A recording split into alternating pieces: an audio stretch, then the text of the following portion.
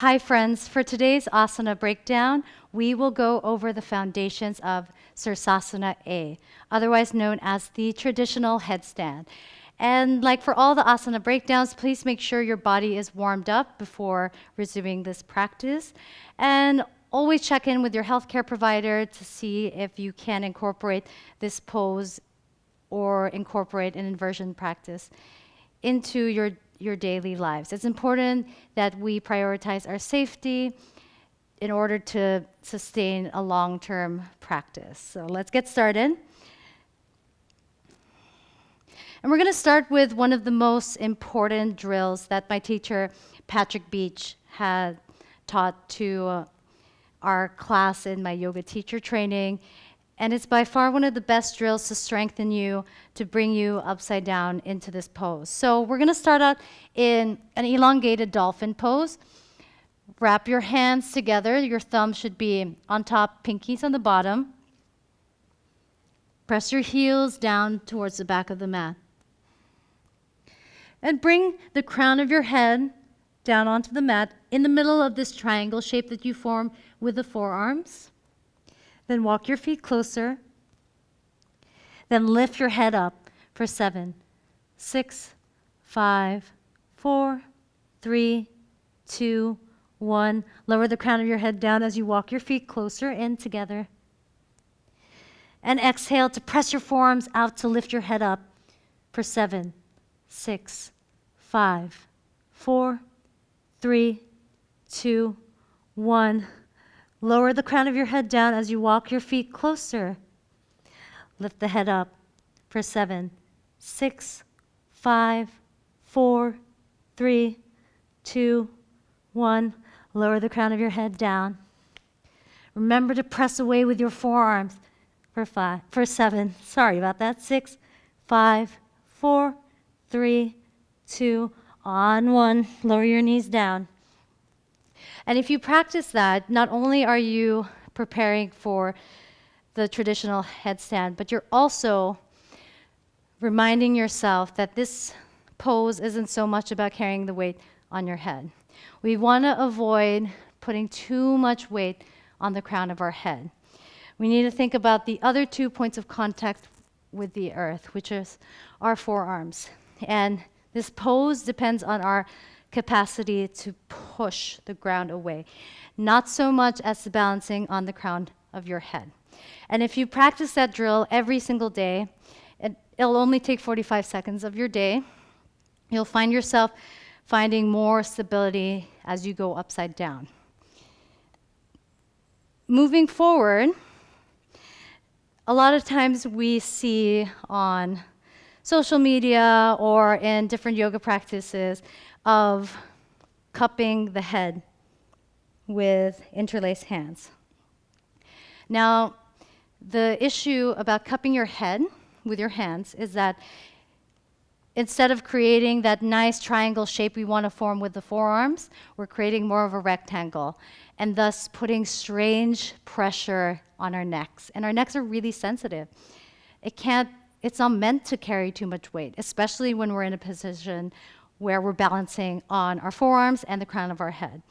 And if you want to find a more accurate location for the crown of your head, all you have to do is take the base of your palm, place it on your brow line, and wherever your middle finger lands is going to be in the approximate location of the crown of your head. So always, always, always come back to the foundations. And when you connect with the foundations, you find a safer inversion practice, and you find the safest possible way to enter the traditional headstand. So let's go over the several different entryways into Sirsasana A. Place your forearms in front of you. Interlace the hands together. Remember, avoid cupping your hands towards your head. And you want to place the crown of your head in this nice triangle that you form with your forearms. So once you've located the crown of your head, tuck the toes, walk your feet closer so that your hips are over your shoulders. Tuck one of your legs in as you lean forward. Go nice and slow as you find your balance. Engage your glutes, engage your core.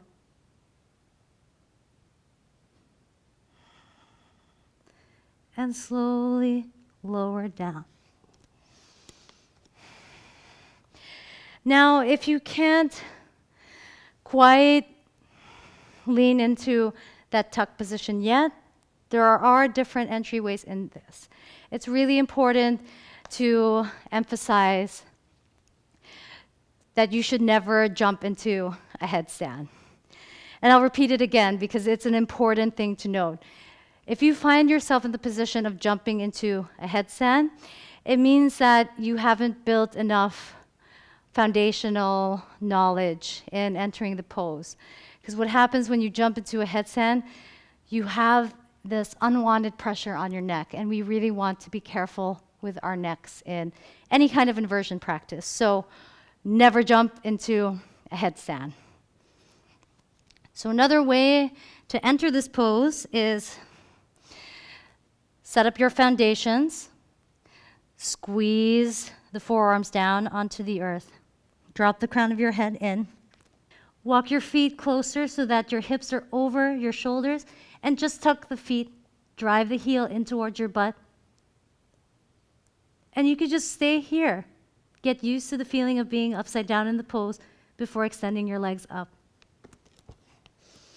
And that's a really good way to get comfortable. And one of the most important factors about creating a safe inversion practice is finding comfort in unnatural positions. And there's nothing natural about being upside down. So just take a moment to sit upright.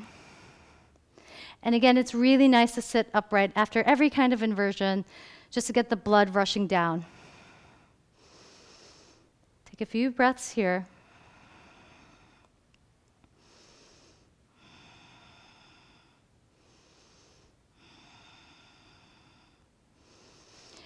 And just open your eyes.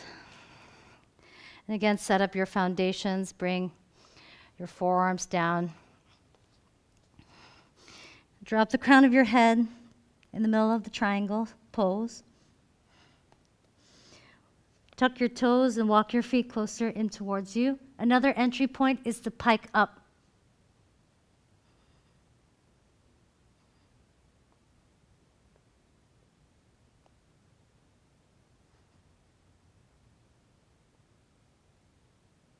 And then slowly lower down. Keep working with it. Keep focusing on strengthening your shoulders. This is a pose that depends on your capacity to push the ground away from you. And please remember to avoid placing unwanted weight on the crown of your head. Remember to push with your forearms, protract through the shoulders, and find comfort going upside down.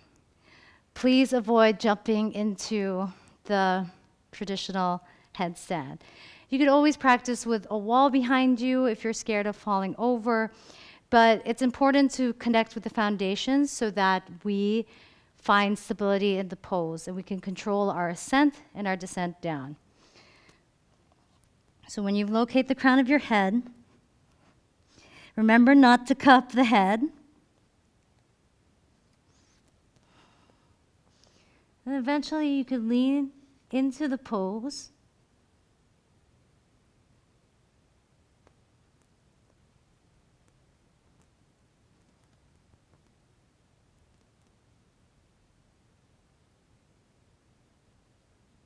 And then slowly come down. And this is a traditional headstand that you want to work on holding for 3 minutes. And that's one of the great parts about Sirsasana A is that you could hold for time in this headstand. Unlike the tripod headstand, which is more of a transitional pose. And what that means is once you enter it, you want to leave it right away, since the points of contact are reduced to your hands as opposed to the forearms and the crown of your head. I hope this breakdown was helpful for you. Most importantly, please have fun with this practice. Always understand that it is a journey with no destination, and celebrate little wins along the way, because you'll never go through this journey again. And the moment disappears once you experience it. So just enjoy every single moment of it. Even when you feel like a failure, just get up again. If you fall 6 times, get back 7 times up. Thank you so much for sharing this breath and this practice with me. Please like this class if you enjoyed it or if you found it useful. Remember to avoid cupping your head. Focus on pushing the ground away with your forearms, and find comfort being upside down. This is a pose, again, which you will train to hold for at least 3 minutes, and find that sense of calm, find that sense of ease, and enjoy flipping your perspective. I bow down to you in all of your efforts. Namaste.